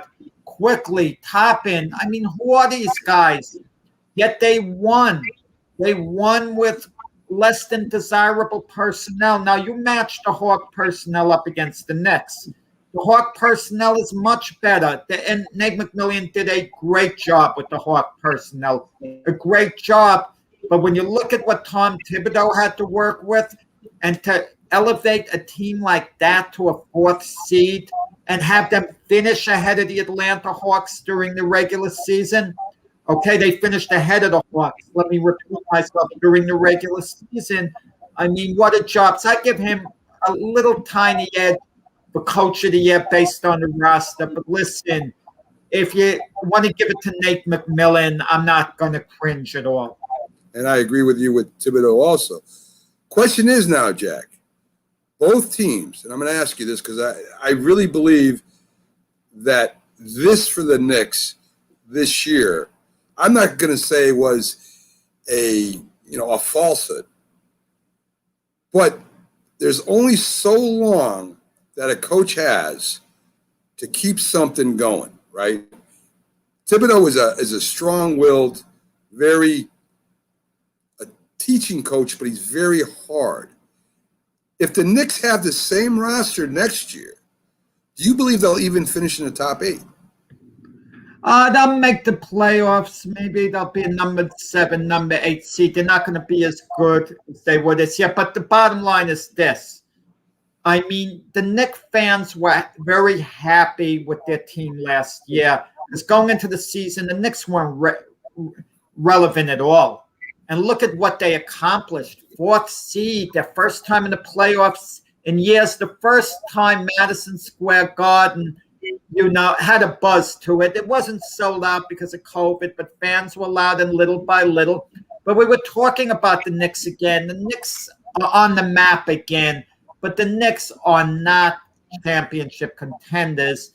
And the Knicks are much more likely to take a step back than a step forward. I can't see them taking a step forward, not with this roster. Something would have to happen, the unexpected. Obi Toppin, who only averaged about 10 minutes a game under Thibodeau, all of a sudden is going to have to come to training camp and turn into a star overnight. He's a very talented guy.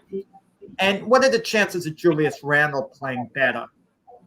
Barrett might improve a little. I just don't see it. The Knicks have to make an impact move somewhere. I don't see where it's coming from. I think it's going to be one of those seasons next year where the Knicks are in and around a 500 team. I could see them as an 8th seed, making the playoffs, getting eliminated in the first round again. And by the end of next year, Knicks fans are going to say, well, when are we taking the next step? I agree, Jack, because I don't think that the Knicks are even going to be close to the 4th seed next year if they don't make some moves or if they don't pick up a couple quality players, because the draft ain't going to help them at all this year. That's for sure. Well, think of this. Think of the teams the Knicks beat out for the 4th seed. They beat out Atlanta. They beat out Miami. They beat out the Celtics. If those 3 do what they're supposed to do, they'll finish ahead of the Knicks. Now the Knicks are going to be moving down to the 8th. They're going to be moving, to the 7th slot. And then the other teams, we don't know how they're going to perform. Maybe the Wizards improve a little bit with Westbrook and Beal. And, who knows? Maybe the Hornets, who have a lot of young talent. They got Ball and Hayward. Maybe they take a step forward. They showed improvement last year.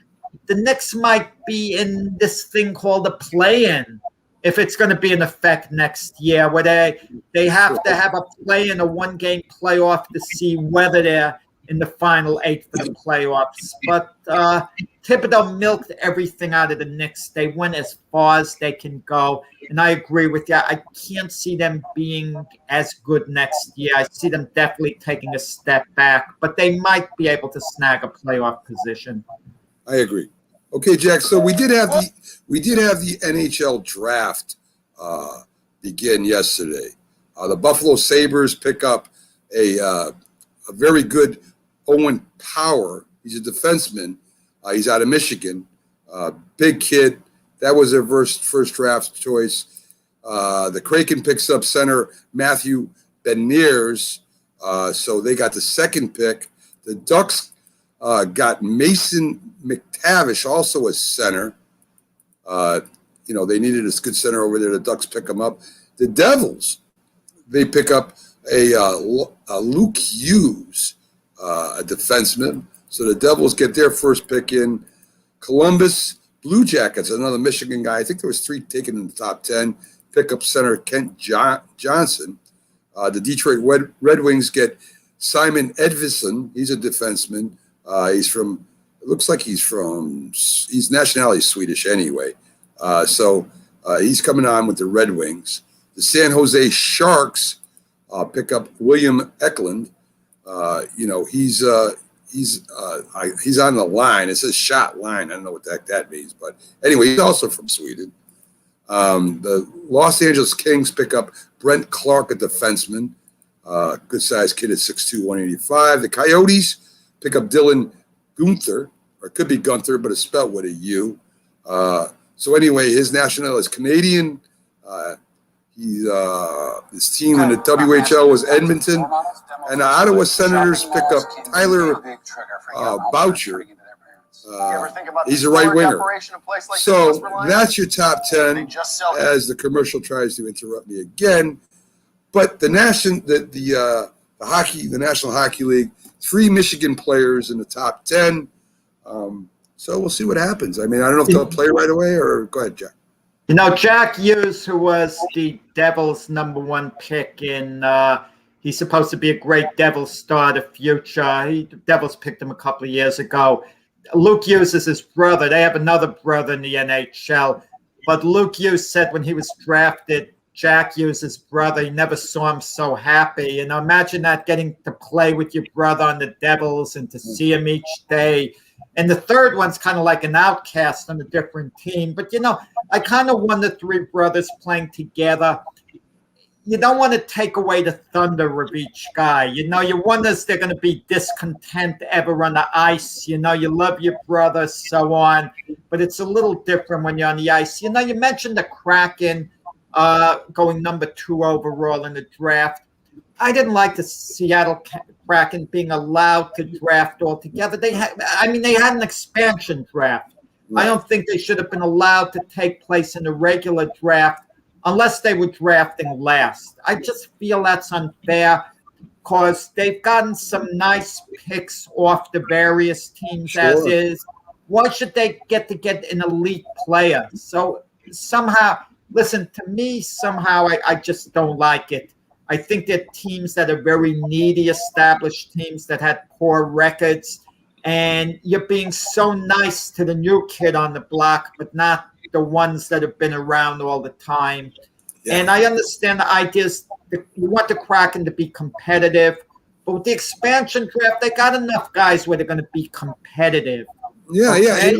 I just didn't like the idea of them having a draft choice, so high.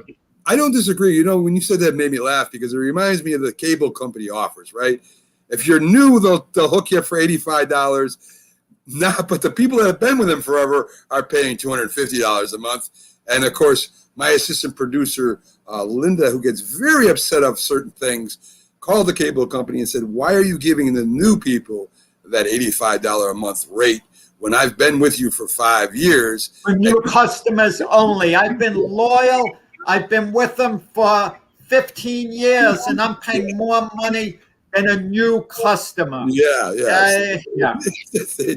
That's why I laughed. It just reminded me of that. And of course, we don't have that cable company anymore. In fact, we don't have cable hardly at all. We went, to the Roku TV, which we have, and got all the Roku channels, and we got the antenna TV that picks up almost as many stations as cable did. So, I mean, when you said that, that's what it reminded me of the assistant producer, Linda. So, and she's back, and as you see, the shows are going a little bit more smoother since she's been back, Jack. So, anyway, folks, I want to thank you for joining us today on the debate show. We had a lot of fun. I had a lot of fun anyway, and a lot of great comments.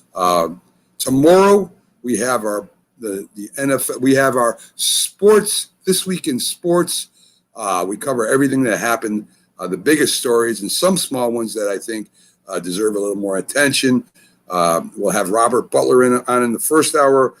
pretty controversial talk show host from Sports Scope, but at least he's very opinionated, stands by his opinions. And then we have the great defensive legend of the Dallas Cowboys as our co-host in the second hour, two-time Super Bowl winner, Jim Jeffcoat. And he's been getting better with us every week, Jack. We've seen. Well, we're going to talk with him tomorrow about the Dallas Cowboy news that came out during the week with Jerry Jones saying the way he messed up the Jimmy Johnson situation.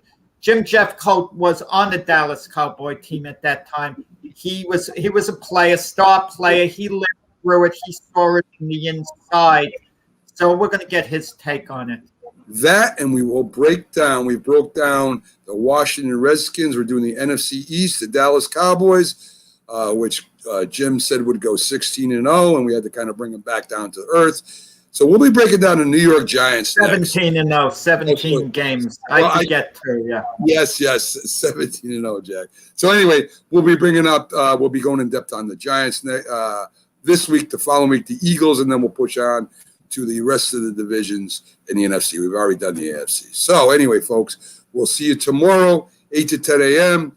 with Robert Butler and Jim Jeffcoat, and of course, me and Jack, who are here every day, Wednesday through Friday, 8 to 10 a.m. I should say Wednesday through Sunday, Jack. Fridays are our regular shows. Sundays we do, the weekends we do our special shows. So anyway, folks, join us tomorrow, 8 to 10 a.m. Thank you for joining us today. Have a great Saturday, folks. We'll see you tomorrow.